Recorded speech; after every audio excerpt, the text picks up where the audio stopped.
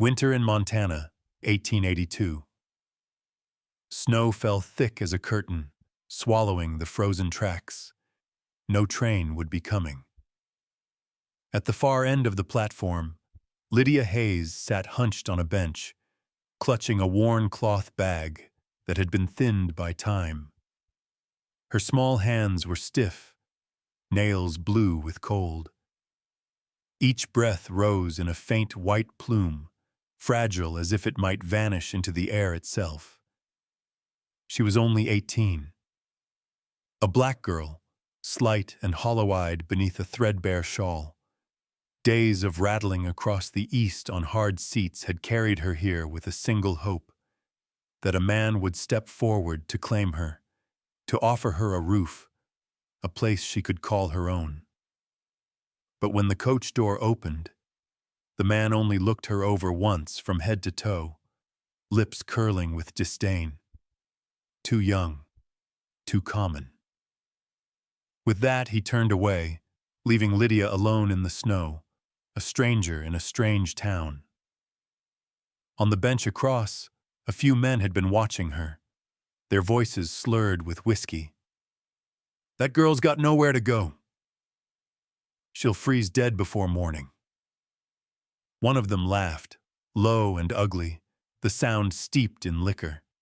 He staggered to his feet and lurched toward her, boots crunching over the crusted ice. Lydia clutched the bag tighter against her chest, heart pounding, throat locked. "Hey, girl. You lost?" he breathed, reeking of whiskey. She shook her head, but no words came. Her hands trembled.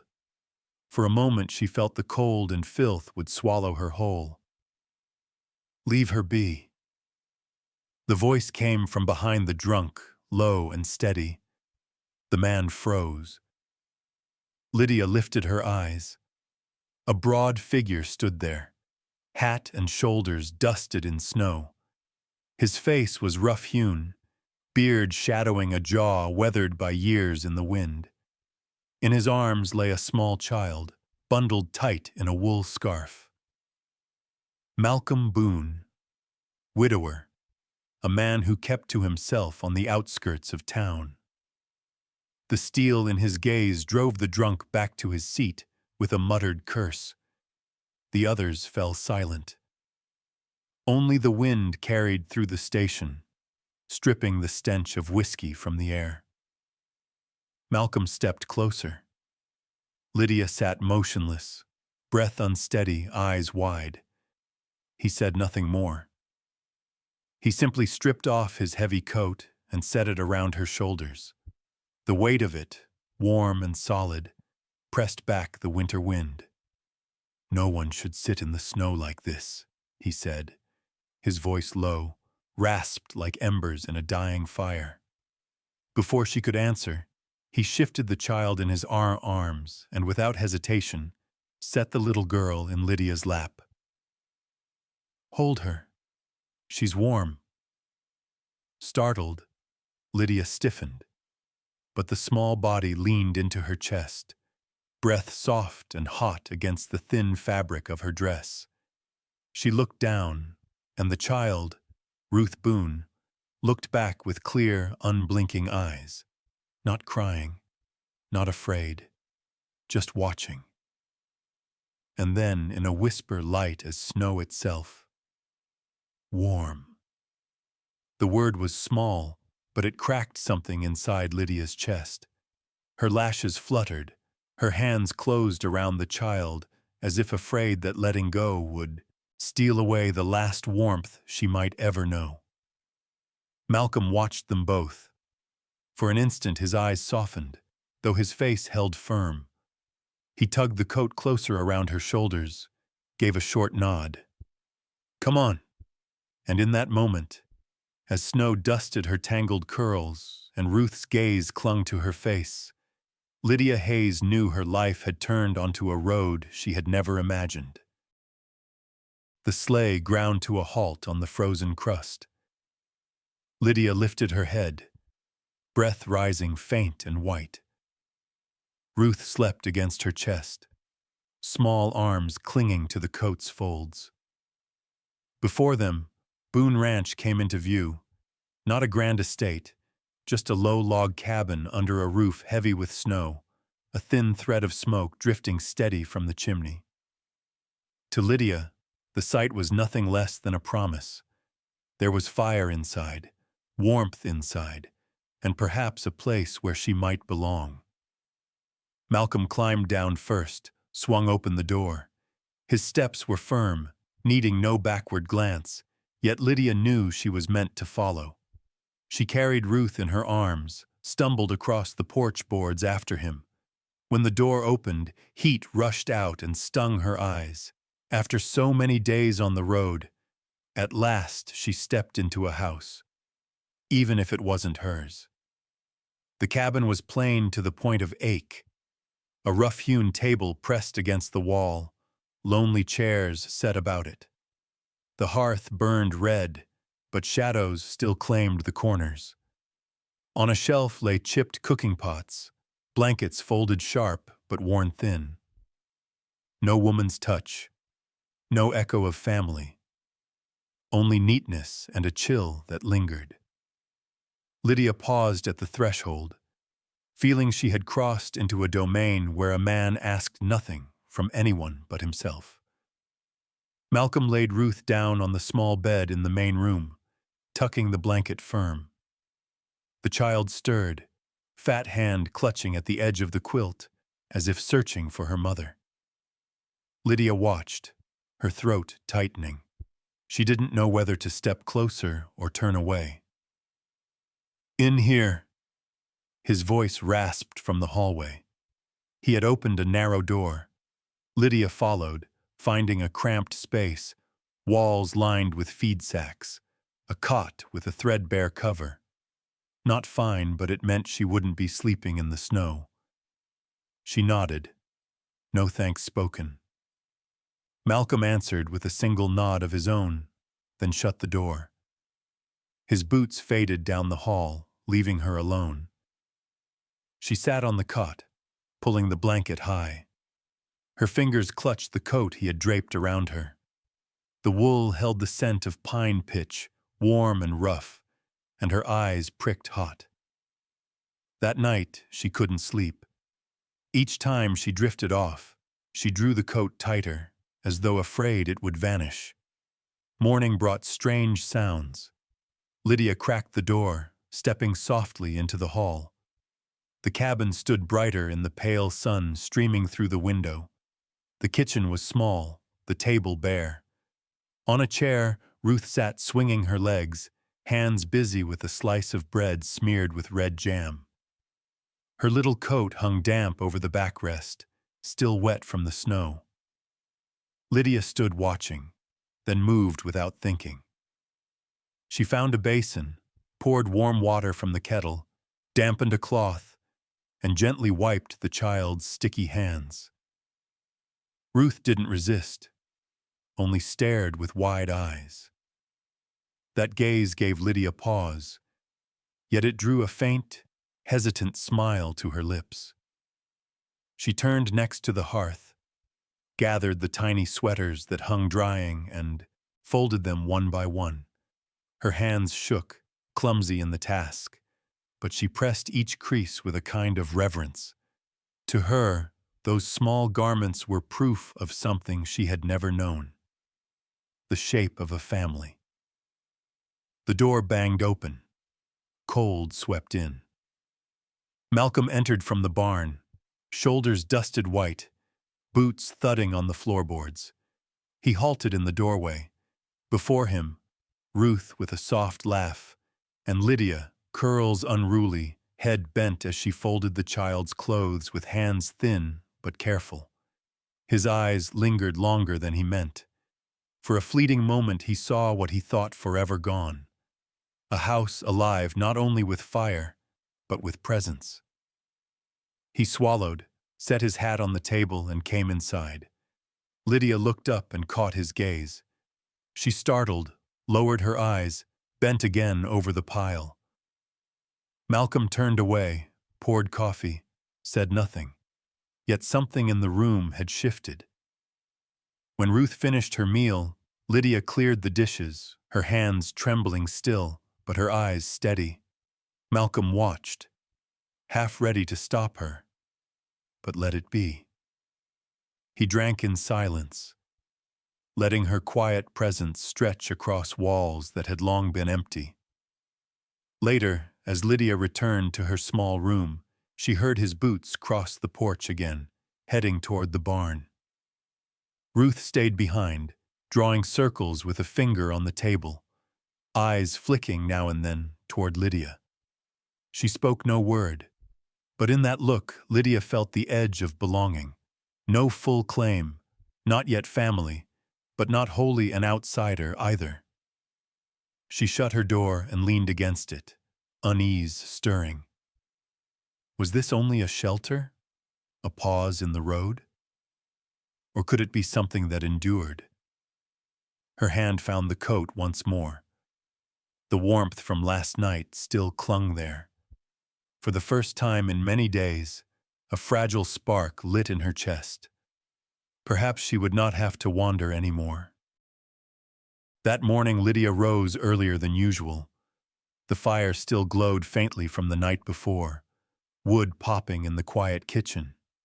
Ruth had just woken, hair tangled, eyes half shut, clutching her worn stuffed bear. Lydia knelt before her, touched her shoulder gently. "Would you like a warm bath?" Ruth froze.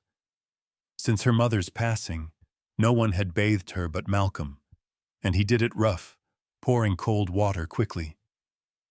The child hesitated, fingers gripping her bear tight. Lydia smiled, soft and steady. Like a warm spring, not cold. She boiled water, poured it into a small wooden tub. Steam rose, blurring the air. Ruth peeked at her, then gave a tiny nod. Lydia pulled up a chair, carefully undressed her. Ink stains marked her hands, dirt clung to her legs, and Lydia's chest tightened at the sight. At first the child shrank, but when Lydia scooped warm water, trickling it through her hair with a whisper, "It's like summer rain," Ruth suddenly burst into giggles. The sound filled the cabin, a house long used to silence. Ruth laughed, high and bright, echoing off the walls. Lydia froze, startled, then smiled herself, hands gentle as she washed the girl's hair. Outside, Malcolm split wood. The axe bit sharp, logs cracking apart, sweat on his brow despite the cold. He stiffened when the laughter reached him through the door. How long had it been since he'd heard that sound? His shoulders sagged, his grip on the handle loosened, and his blows slowed. A heart he thought sealed forever stirred at the pure, remembered sound of his daughter's joy. That evening, Lydia tried her hand at supper. She wanted to prove herself useful, not a burden. She searched the pantry. A strip of dried meat, an onion, a few potatoes.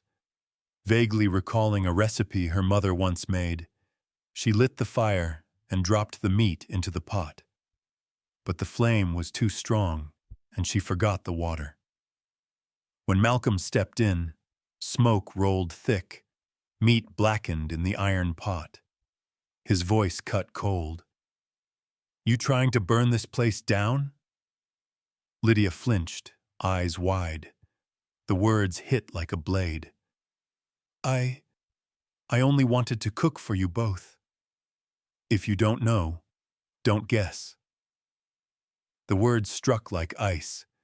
She dropped the spoon, fled into the snow, tears spilling as she stumbled across the yard and into the barn.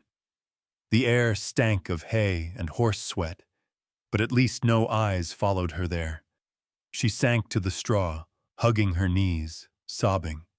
Every effort to carve a place here had turned to ashes. After a time, the barn door creaked open. Ruth appeared, clutching her bear tight to her chest. She crept forward, small feet rustling the hay. Lydia looked up, wiping her face. Ruth said nothing at first, only pulled a broken cookie from her pocket and pressed it into Lydia's hand. "Don't go." The words were whispered, eyes locked to hers, innocent but resolute.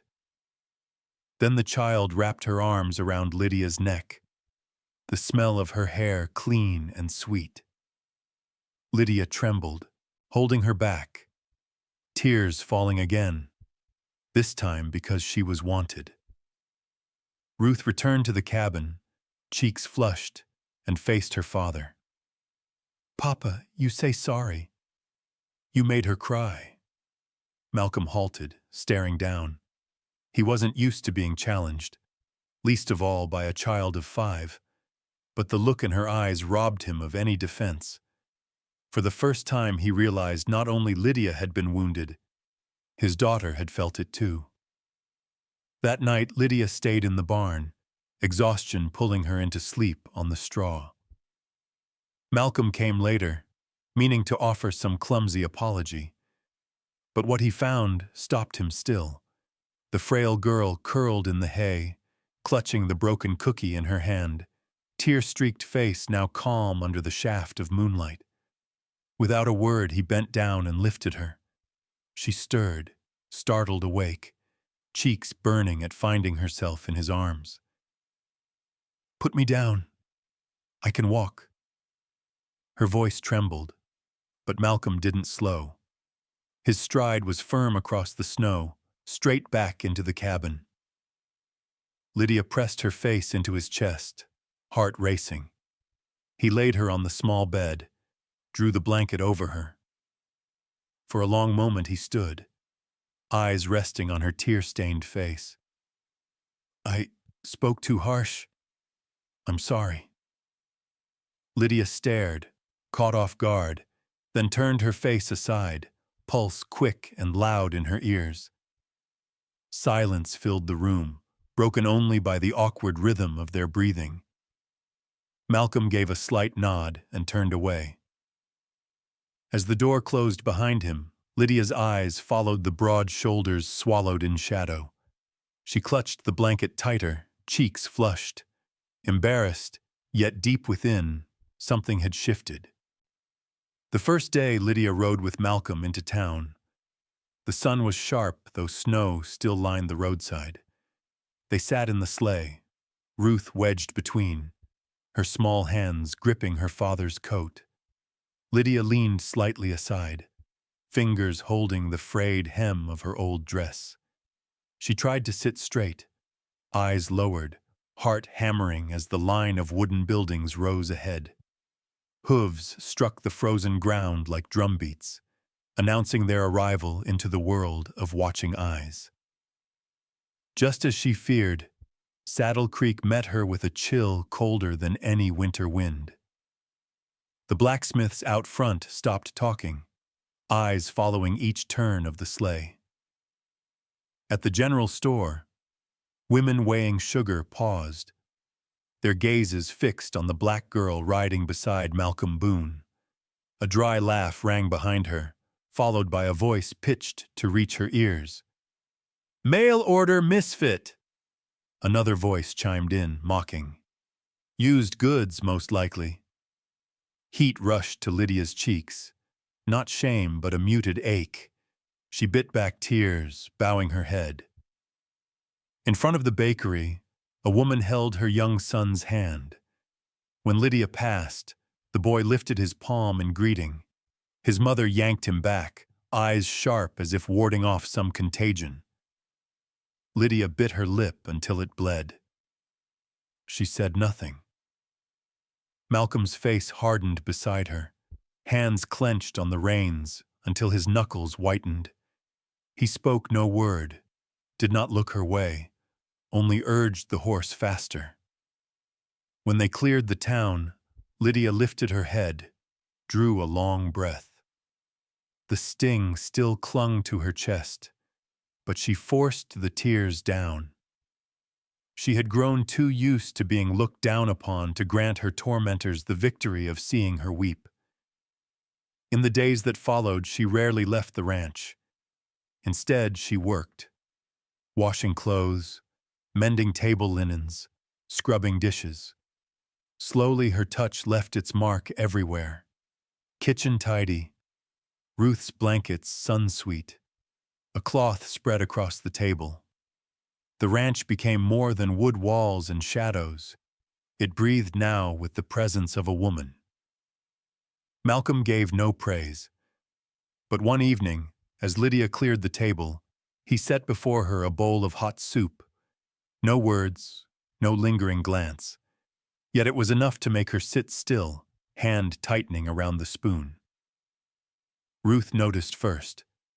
One afternoon, she scribbled with charcoal on a scrap of paper, then ran to the table, proud. The drawing was simple.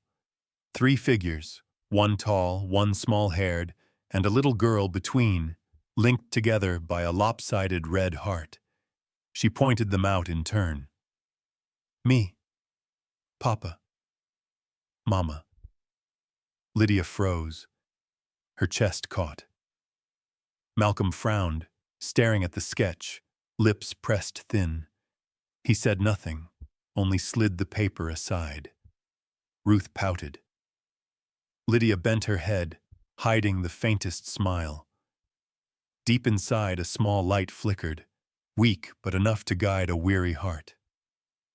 That night, when Lydia returned to her narrow room, she found a pair of shoes set neatly at the bed's foot.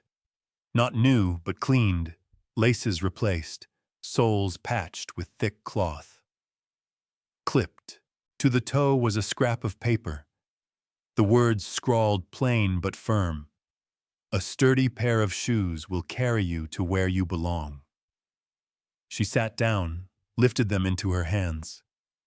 Tears rose, unstoppable this time. Pressing the note to her chest, she whispered as though making a vow. Perhaps. At last I've found the road. Out in the hall, Malcolm stood silent in the dark, his hands still carrying the smell of polish. He did not knock, did not speak. He only turned away, heart unsettled. He was not used to opening, not used to trusting.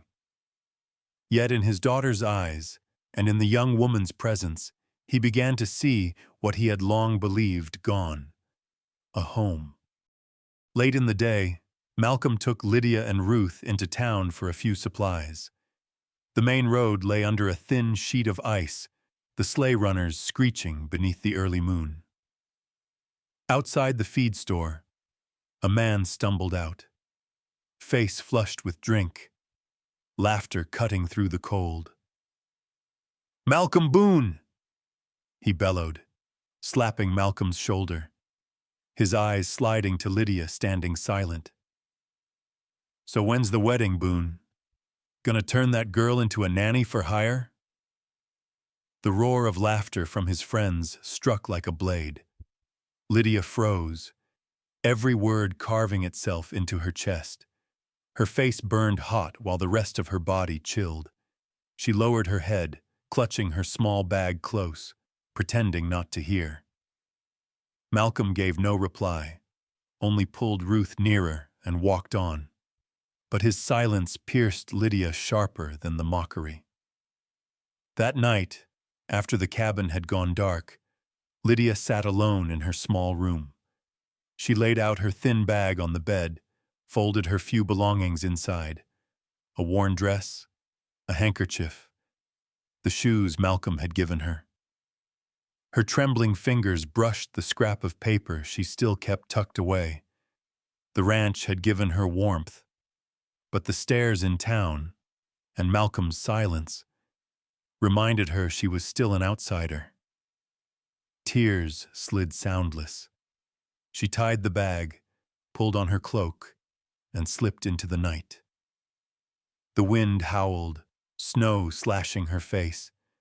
Lydia tightened the scarf at her throat and pressed forward through the storm. Each step sank deep, as if the weight in her chest pressed her down. Behind her came hoofbeats, fast and urgent. Malcolm had discovered her absence. He urged his horse hard into the storm. "Lydia!" he called, voice ragged against the wind. She turned, tears blurring her sight. Through the swirling dark, his horse struck ice. He hauled at the reins, but too late.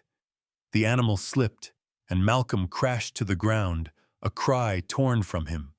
Lydia ran to him, heart racing. Are you hurt?" His teeth clenched, hand clutching his thigh, pain keeping him from standing. Lydia dropped her bag, knelt beside him, panic rising. The storm whipped her face raw, but all she saw was the man shuddering in pain. Without thought, she slid an arm beneath his shoulder, straining to lift. He outweighed her twice over, his heavy frame dragging her down. Yet she set her jaw, forcing each step forward, dragging him through the storm toward the cabin. Every stumble, every muffled groan, every time his hand clenched her thin arm, through it all, their eyes met in the white fury, locked for what felt an endless span. When the cabin door closed behind them, firelight wrapped them both again. Lydia eased Malcolm onto the long bench, hurried to feed the flames. Her hands shook but held steady as she tugged off his frozen boots and cleaned the wound at his thigh. Malcolm sat silent, his gaze fixed on the bent figure before him, hair damp with snow, face pale but determined. At last, his voice broke through, rough with strain. "You brought laughter back to this house." Lydia's head snapped up. His eyes met hers, unflinching. In the cold moonlight spilling through the window, she saw something there she had never glimpsed before. Something raw, urgent, unhidden. Her heart stuttered, hand gripping the edge of her scarf. She could not find words, only gave a small nod, lowering her head. But in that nod lay an answer. In the days that followed, Malcolm could not yet walk without help. Lydia stayed close, steadying him step by step, from bed to hearth, from porch to barn. At first her hand barely brushed his arm, but slowly her grip grew firmer, his weight leaning heavier. Once, when he faltered too far, she caught him, and his whole frame fell against her. In that instant their eyes locked. Close enough she felt the rush of his breath. Close enough he saw the flush rise across her cheeks. They pulled apart quickly, embarrassed into silence. Yet from then on, every touch lingered longer, every glance held something more, fragile but warm. Ruth saw it before they did. She skipped around them one morning, clapping her hands. "Papa's walking now, thanks to Mama." Malcolm started to correct her, but when his eyes met Lydia's, he only stayed quiet. For the first time, silence did not cut. It brimmed with acknowledgement. One evening, Lydia sat by the fire with a needle and thread. Malcolm rested in the long chair, his legs still bound. He watched her, flamelight flickering in his eyes. She looked up, caught his gaze, and her heart faltered. They both turned away at once, shy, awkward. But within that awkwardness something had shifted, steady as stone. Outside, the wind still raged across the land. Inside, Boone Ranch was no longer cold. It held sighs, the clink of spoons, the uneven thud of steps, and the faint, trembling rhythm of hearts. Lydia no longer wished to leave. Days passed, and the wound in Malcolm's thigh eased. He could walk now, slow and stiff, without Lydia at his side. Yet the habit had formed. Each night, once Ruth had drifted to sleep, Lydia prepared warm water, clean cloth, and knelt beside him to change the bandage. Her hands, once awkward, had grown sure, so gentle that at times Malcolm forgot the pain altogether. That evening, the cabin lay quieter than most. The wind screamed outside, but within only firelight burned against the log walls, the wood snapping softly in the hearth. Malcolm sat on the long chair, trousers pulled above the knee, while Lydia bent before him, slender hands pressing fresh linen to the wound. Her curls tumbled forward, brushing against his knee. Malcolm watched, his heart faltering in its rhythm. When she reached to tie the cloth, his hand closed over hers. Firm, but not rough. Lydia's head jerked up, wide eyes catching the fire's reflection. Malcolm leaned closer, voice low, drawn deep from his chest. "I will never bring you pain." Her hands trembled. 5 plain words, yet they shattered the walls she had built around her heart. No one had ever said such a thing. No one had ever counted her safety as something sacred. Tears welled and fell, burning against her cheeks in the cold night. She would have turned away, but Malcolm's hand held steady, his eyes fixed on hers. Silence pressed heavy, broken only by the hammer of her pulse. She swallowed, gave a small nod, a quiet answer. Malcolm released her hand, but the distance between them had already changed forever. Just then, light footsteps padded from the bedroom. Ruth shuffled out, clutching her threadbare bear, eyes heavy with sleep. She blinked at them, then walked forward and held the toy out to Lydia. "It's Mama's now." Lydia froze, tears still wet on her face. Her hands shook as she accepted the ragged toy, its fabric worn with years. To Ruth, it was the most precious thing she had, the one she had never parted with since her mother's passing. Lydia's throat closed. She pulled the child into her arms, the bear pressed between them. Malcolm stood watching, silent. Yet his gaze softened. He had just witnessed a rite needing no words. Ruth had given Lydia her place in this house. Night sank deeper. Ruth slept again, arms wrapped around a quilt in place of the bear. In the main room, the fire still glowed, casting long shadows across 2 figures. Lydia sat on the bench, the bear in her lap, eyes swollen from tears. Malcolm sat across from her, quiet. The air hung heavy, not with distance but with something waiting to break open. He rose, each step deliberate until he stood before her. Lydia clutched the bear, heart pounding. He sat beside her, so near she felt the warmth of his breath. His hand brushed lightly over the back of hers, tentative, as if afraid to shatter something fragile. "Lydia." She looked up. Their eyes met. No defenses, no evasion. Only 2 souls, long burdened with loneliness, finding a place to rest. Malcolm raised his hand, thumb brushing the damp from her cheek. Lydia's lashes fluttered, but she did not turn away.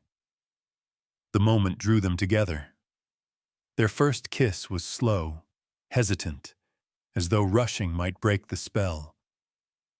Breath mingled, wood smoke and fire clung around them.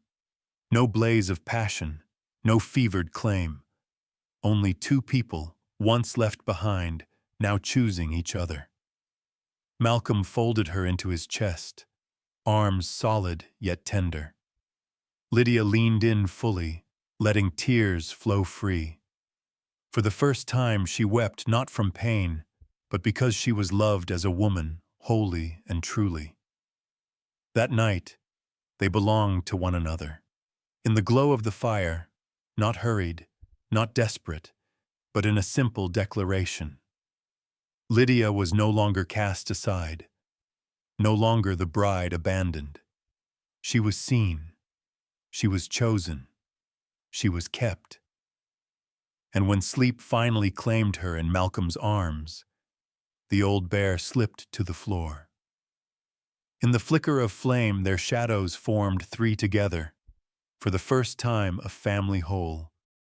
That afternoon, the sky pressed heavy, gray enough to bury the valley whole. Wind screamed through the canyon, carrying a cold sharp as a blade. Malcolm nailed boards over the window frames, stacked wood by the hearth, bracing for the storm rolling down on them. Ruth played on the rug, the old bear tucked in her arms, cheeks flushed brighter than usual. Lydia noticed first. When she bent close, her hand to the child's forehead, the heat nearly made her gasp. "Malcolm, Ruth's burning." He spun around. One touch was enough.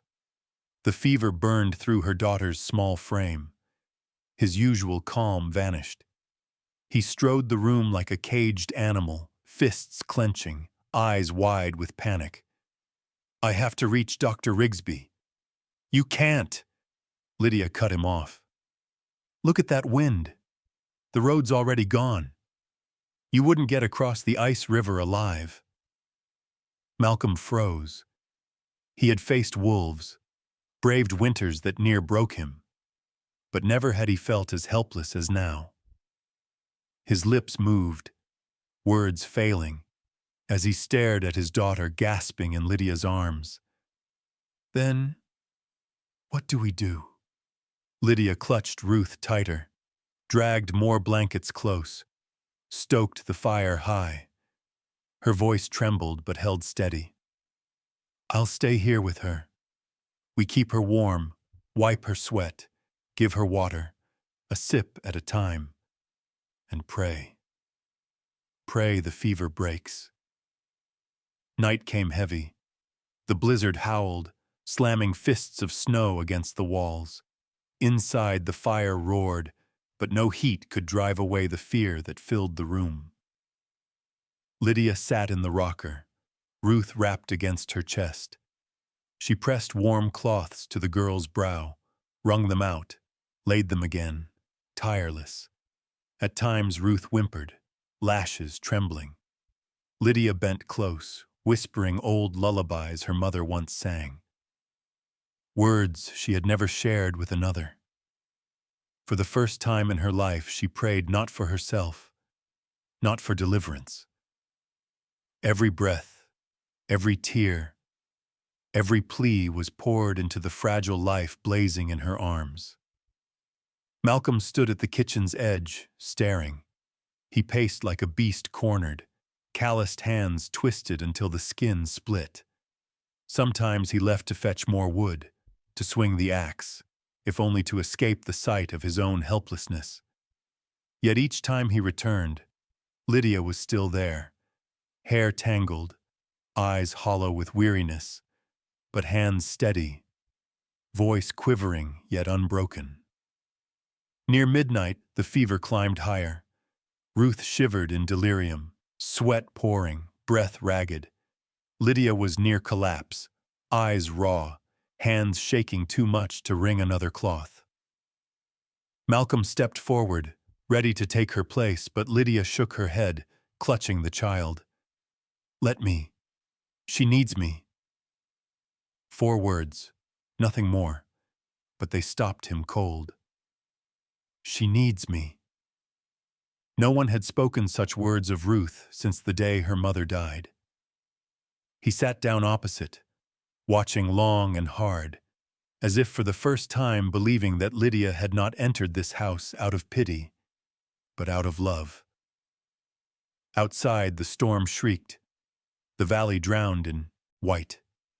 But in the cabin, only the fire's glow remained, and the whispered prayers of a woman begging life for a child not her own. Toward dawn, the fever broke. Ruth stirred, eyes fluttering open, weary but clear. Lydia choked, clutching her close, tears falling onto the child's damp brow. The girl blinked, lips parting in a faint breath. "Mama." The word was small, fragile as the wind through the eaves, yet it pierced straight through Lydia's chest. She shook, holding the child so tight she could scarcely breathe. Malcolm stood frozen in the doorway, hand gripping the frame until his knuckles blanched. His breath caught, eyes locked on the sight before him. Mama. That word swept aside every doubt, every barrier. He saw plain. Ruth had chosen.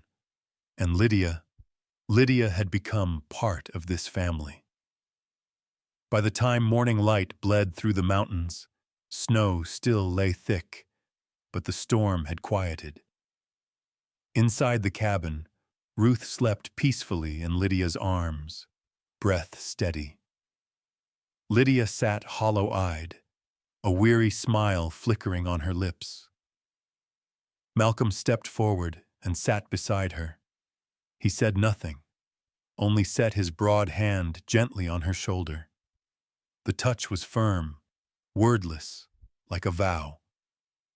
For the first time, his eyes on her held no reserve, no suspicion, only trust and gratitude. In the pale dawn light, Lydia felt the truth settle deep. The old wounds were still there, but a new family had taken root, right in the heart of the harshest winter. Spring stretched across the prairie. Snow thawed, strips of green pushing up from soggy earth. Horses ran, manes streaming in the new sun, their breath white in the clear air. Lydia stood at the wooden fence, watching, her face bright in the morning light. She was no longer the thin girl who had trembled at the station. She was a woman who could lean on herself. Ruth darted about at her mother's feet, skirt flying, clutching a wildflower she had just picked. The child's laugh rang through the yard and made Malcolm pause as he came from the barn, shoulders dropping a fraction. The house that had once been all silence now brimmed with sound. Then the past, Lydia had thought, left at the depot, found them. One afternoon, as Malcolm led a horse home, a figure appeared at the ranch gate. He sat straight in a long coat, squinting under a wide-brimmed hat. Lydia went still at once.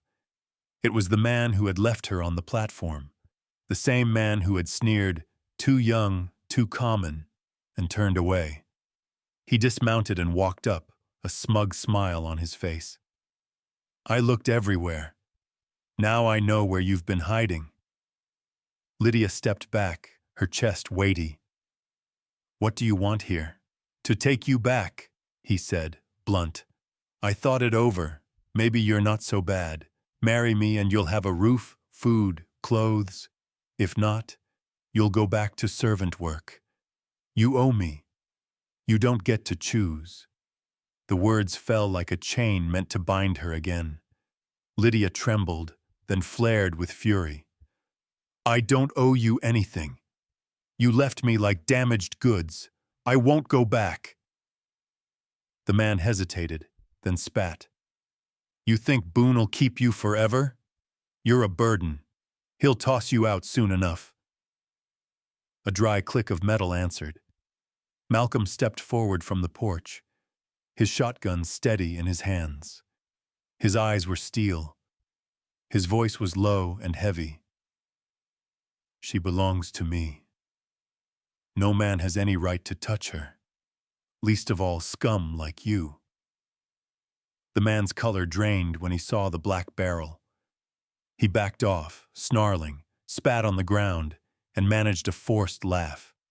"You'll regret this day." He vaulted back into the saddle, cracked his whip, and rode hard across the fields, leaving dust behind. Lydia collapsed to the step, hands over her face, tears breaking free like a long-stopped river.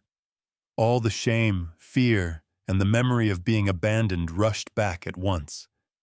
Ruth heard and ran out, arms small and fierce around Lydia's neck. "Mama, don't cry, I'm here." Lydia clutched the child and sobbed. Malcolm dropped to his knees beside them and wrapped both in his broad arms. His voice came low and sure, a wall against the wind. "It's all right. I'm here. No one's taking you away." Lydia buried her face in his chest, Ruth between them, and they held each other under the long dusk. In that moment, Lydia knew the past might come, but she was no longer alone. Malcolm guarded her not only with a gun, but with a heart that had opened after Saon, years that felt like stone. Night fell, and the hearth flamed in the cabin. Lydia mended the skirt's torn hem while Ruth slept across her lap. Malcolm sat opposite, watching without a word. The small squeeze he gave her hand as he passed the cup said it all. You belong here. In that quiet, Lydia heard her own heart. No more shrinking, no more doubt, only a quiet faith that this time she had truly been chosen and would never be left again. May lay golden light across the prairie. Fresh grass stretched far and wide. Barley swayed like waves under the wind. Horses ran full tilt, dust rising bright as mist in the morning sun. Boone Ranch no longer bore the somber air it had when Lydia first set foot there.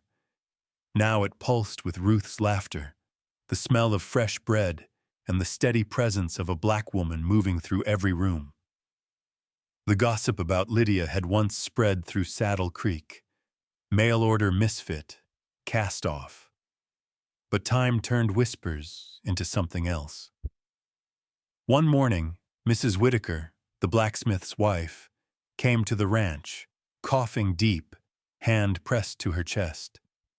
Lydia remembered the remedies her mother had taught her, brewed ginger tea with honey and a sprig of dried mint. The woman's cough eased. The next day she returned, bringing warm bread and a few potatoes in thanks. After that, others began to come. A child with a cold, an old man with aching joints, a young girl hoping to learn enough letters to write her brother at war. Lydia listened, patient, offering whatever she knew slowly. The stares of contempt in town shifted. Heads began to nod. Soft greetings replaced silence. One Sunday afternoon, Malcolm took Lydia and Ruth to the small church at the center of Saddle Creek. The wooden doors opened, candle smoke hanging inside. Lydia tightened her grip on Ruth's hand as she entered, memory sharp and bitter. Days when townsfolk had pulled their children away from her as if she were a stain. But this time, no one did. A few women glanced back, then nodded. Mrs. Whitaker smiled, made room on the pew. Lydia sat down, heart racing, hardly able to believe what she saw. When service ended, Ruth bounded out into the yard. She seized Lydia's hand, then called out clear across the crowd, "Mama, lift me up!" The air went still. People turned. Lydia froze, face burning, bracing for the familiar wave of laughter and scorn. It never came. Instead, the pastor chuckled softly. "Sweet little thing." Others nodded, even smiled. Lydia lifted her eyes in wonder, and when she looked to Malcolm, he did not correct Ruth, did not flinch. He simply set his rough hand on Lydia's back, steady, calm. In that moment, her chest swelled. For the first time, she no longer felt the weight of being an outsider. In the weeks that followed, Lydia wove herself deeper into the life of the town. She brought cakes to the market fair, handed them to children racing by. She taught a few girls to sign their names, to read scraps of scripture. When the first summer storm swept through, she welcomed neighbors beneath the Boone porch, poured them hot tea. Malcolm said little, but he saw it all. Eyes that once slid away now softened. Lips that once whispered now greeted her plain. And every time Ruth skipped at her side, shouting "Mama," as if to stake a claim before the world. One evening, Lydia sat under the oil lamp, sewing a dress for Ruth. Malcolm came in from the fields, dust and sweat clinging to his shirt. He paused in the doorway, watching. Ruth lay across Lydia's lap, breathing deep in sleep, lips still murmuring Mama. Lydia looked up, caught his gaze. No words passed between them. Silence was enough. They had traveled farther than either had once dared believe. That night she stepped onto the porch. The prairie lay bathed in moonlight, wind cool across her face. She set her hand on the railing, filled with a feeling she had never known. Acceptance. Not only from one man, but from a town that had once turned away. Malcolm joined her, without gun or heavy coat. He stood close, shoulders brushing hers. He didn't look at her when he spoke. "They see you now for who you are." Lydia smiled, eyes bright with tears. "And you never denied me."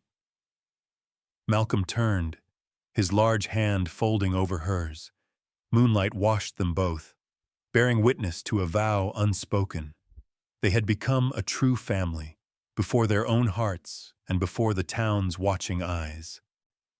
Mornings at Boone Ranch no longer carried the hard silence of grief. As the sun broke over the ridges, Ruth's laughter rang across the yard. She ran in circles, linen dress flying, humming half-tuned songs Lydia had taught her.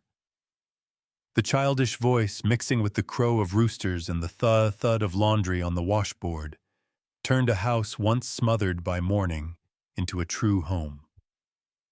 In the kitchen, Lydia knelt by the wooden tub, hands steady as she scrubbed clothes. The water was biting cold, yet her heart warmed strangely with each stroke. Every time she lifted her head, she caught the wide-eyed gaze of the little girl watching her. Ruth giggled when splashed, the sound so bright Lydia knew she was not just surviving here, she was needed. From the barn, Malcolm returned, boots soaked with morning dew. He stopped at the doorway, arms folded, and watched the scene inside. Lydia with a kerchief tied over her hair, Ruth dancing beside her. He had seen it every morning of late, yet it struck him each time, a piece he thought widowhood had buried forever. He stepped in, set the saddle down, came closer. Without a word, he placed his rough hand lightly against Lydia's back. The touch was fleeting, yet enough to make her glance up, cheeks burning. Malcolm lowered his gaze, voice rough and low. "I came back." It was no grand promise, only a whisper. But for Lydia, such touches were worth more than gold. They said simply that he wanted to return to her day after day. At noon they gathered at the wooden table. Lydia ladled soup, Ruth chattered about catching a butterfly in the yard. Malcolm listened, mouth hinting a smile. Once he reached over, dropped another piece of potato into Lydia's bowl, then leaned back as though nothing had happened. Small gestures. Yet to Lydia they carried weight. Proof that she had a place at his table, and in his heart. On the floor, Ruth sprawled with a scrap of charcoal, sketching 3 figures beneath a roof with a red heart drawn over all. She waved it proudly. "This is our family." Malcolm did not correct her. He did not frown. He only laid a hand on the child's head, eyes lifting briefly to Lydia, silent in his acceptance. By dusk, Lydia sat on the porch steps, mending clothes while the prairie glowed in sunset. Ruth rested against her lap, eyes drifting closed to the sound of Lydia's soft lullaby.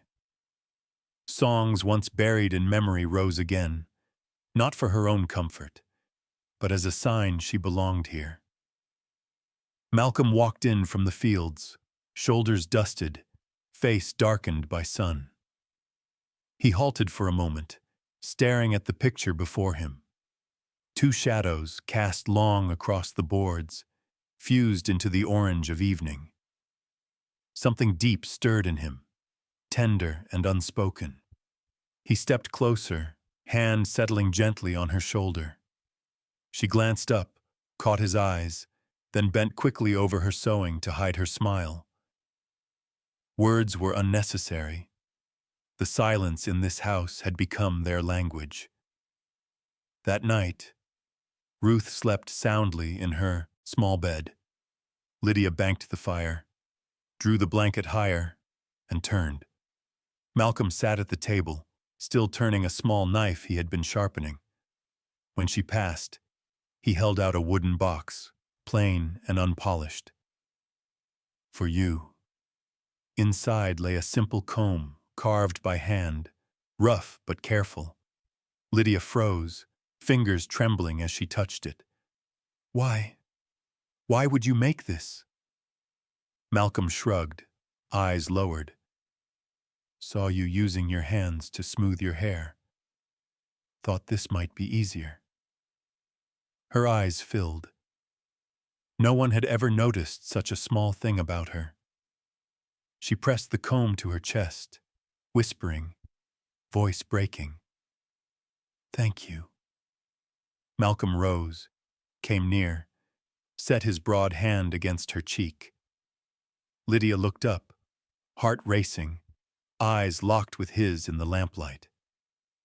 No kiss was needed, no oath spoken. That moment alone said enough. They belonged to each other. Days followed, filled with sounds Malcolm once believed he'd never hear again. Ruth sounding out her letters, Lydia calling across the yard when the wind rose, laughter mingling with the whinny of horses. For Lydia, every touch on her back, every fleeting glance, every rough murmur of "I came back" became a treasure. She needed no loud declaration, no wedding ceremony.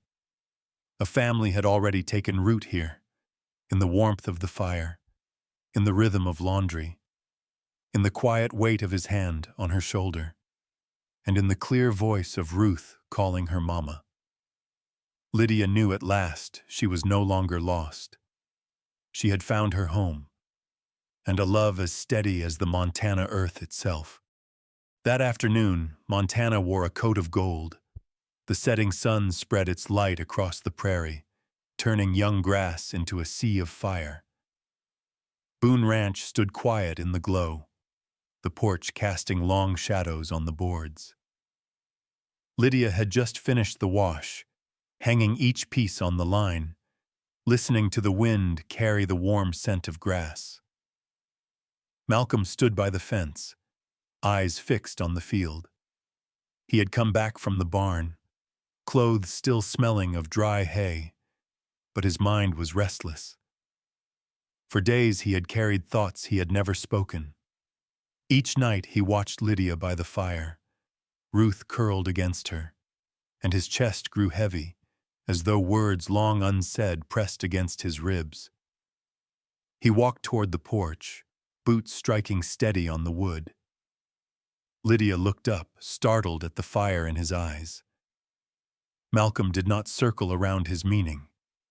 His voice came deep, edged with both tremor and resolve. You made my heart beat again. The garment slipped from Lydia's hands. Those words burned through her, undoing the quiet belief that she was only his cook, his child's caretaker, his companion through empty days. Now the world beneath her feet tilted. Malcolm stepped closer. No ring, no wooden box, no polished speech, only his calloused hands held out before her. I have nothing but this land, these hands, and a heart I thought long dried. But if you'll have me, all I need is your word. Lydia's throat tightened, tears welling and breaking free. She placed her trembling hand in his. I waited for someone to choose me, not out of need, but out of want. And now, I have been chosen. The words broke into sobs. She buried her face against his chest, shoulders shaking. Malcolm wrapped her tight, arms like ramparts around the woman once scorned, now the center of his life. The last of the sunlight poured over them, two shadows bound together on the worn boards. For the first time, Malcolm was no longer alone, and Lydia was no longer the girl abandoned at the station. Two souls, once wandering, had found each other. Suddenly, Ruth darted out of the doorway, clutching her ragged bear. She shouted with glee, "Papa! Mama!" then threw herself into their embrace. She vanished between Malcolm's broad arms and Lydia's tender hold, her innocent smile a blessing spoken without words. Malcolm bent low, holding them both. His voice, rough with feeling, rumbled near Lydia's ear. "From this day, we are a family. No papers, no wedding bands, only a vow not to leave." Lydia lifted her tear-streaked face, smiling through the ache of her throat, the golden light glinting off her tears. That night, when Ruth had gone to sleep, Lydia stepped out to the porch beneath the thin new moon. Malcolm leaned against a post, staring at the dark fields. She came beside him, wordless, laying her hand over his gnarled fingers laced firmly with hers. No more words were needed. The porch, the hearth, the fields, all had become theirs. She rested her head on his shoulder, listening to her heart strike steady, no longer faltering. For the first time, she felt not just allowed to stay, but openly claimed. Nothing, no one could take that moment from her. In Montana's quiet night, a family was truly made whole. Summer laid its green mantle over Boone Ranch. The prairie rolled like waves, wildflowers lifting their heads along the fence. Lydia set a vase of purple and yellow blossoms on the porch, her hands moving quick as she hummed under her breath. Ruth ran barefoot through the yard, clutching her ragged bear, her laughter carrying far on the wind. Every day the sounds wove together, the thud of the wash paddle, the smell of bread in the oven, Ruth's halting lessons with her letters. The ranch, once filled only with wind and lonely footsteps, now sang like a household alive. Travelers passing by often paused, tilted their heads and smiled. No more cold stares, no more cruel words. Malcolm watched from the porch as Lydia bent to straighten the flower bed. He stepped forward, placed his rough palm against her back, and whispered low, like the wind brushing her ear. "You're the reason this place is called home." Lydia turned, her eyes glistening. She didn't answer in words, only with a quiet smile. Deep inside, she knew. The station had once been a place of frost and fear, but Boone Ranch had given back warmth enough to cover it all. That afternoon, Ruth crouched on the wooden floor with a stick of chalk. She drew 3 figures, tall, small, and a little girl in between, all joined by a bright red heart. Lydia gathered her close. Malcolm came to look, nodded once and said nothing, but pride was plain in his gaze. In the kitchen, Lydia folded blankets, mended clothes, and let her humming seep into every corner. Malcolm grew used to the thought of someone waiting when he came back. Each morning before leaving for the fields, he set his calloused hand lightly, firmly on her back. "I'll be back." Few words, yet Lydia kept them like treasure. She needed no flowers, no promises spun with gold. Knowing he chose to return each day was enough. One evening when the work was done, they sat on the porch together. Montana's breeze was cool, the sky crowded with stars spilling light like grains of salt. Ruth curled in Lydia's lap, yawning, bear tucked against her chest. Malcolm draped a wool blanket over mother and child, then settled beside them. No talk was needed. Only the chirp of insects, the sweep of wind over grass, and the steady pulse of quiet hearts. Lydia leaned her head on his shoulder, her hair brushing his shirt. Ruth stirred, murmuring in her sleep, "Papa, Mama." Malcolm smiled and drew them both into his chest. Lydia closed her eyes, and the tears slipped free, not from sorrow, but from joy. That night, they knew family did not require ceremony, nor rings, nor signatures on paper. What they held was greater, the daily choosing. Malcolm chose to set aside his loneliness and open his chest again. Lydia chose to remain, not to flee. Ruth chose to trust, to give a stranger the most sacred name, Mama. And they would go on choosing, day after day. When the wind stilled, a shooting star scored the Montana sky. Malcolm squeezed Lydia's hand and whispered, "We're home." She nodded, her eyes shining bright as the heavens themselves. Boone Ranch, once a place of shadow, now stood as a true home, where old wounds had softened into peace, where three broken hearts found each other and fitted together as one family. They stayed on the porch until Ruth drifted deep into dreams. The fire in the hearth had burned low, yet warmth no longer depended on wood. It burned inside their chests.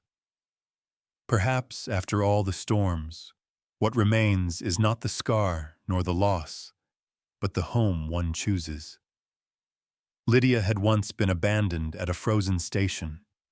Malcolm had once lived in solitude like ashes.